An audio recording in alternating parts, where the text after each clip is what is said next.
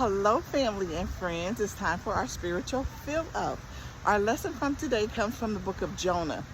Many of us, like Jonah, God have instructed us to do some things, and oftentimes we are not ready to do what He has instructed us to do.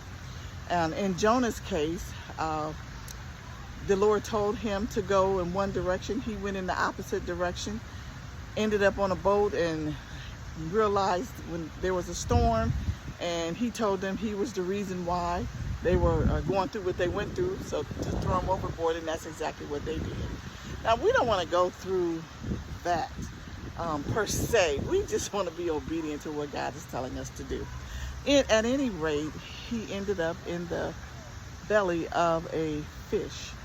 And with that, in chapter 2 of the book of Jonah, verses 1 through 10, it tells us that Jonah was in distress and he cried out to the Lord. You know, he prayed to God and said that, you know, the Lord, he remembered the Lord, you know, and that God would remember him. And what ends up happening is that God brings him safely out of the fish belly. Okay, and then he's gung-ho about going and do what God has called him to do. But the moral of this story is that Jonah went from running from God to running towards God in prayer. And that's where we always want to be. We always want to run towards God. We never want to run from Him.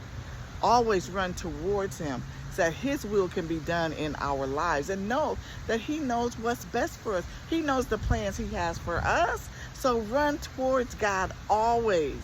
We don't want to end up in the belly of a fish. God bless.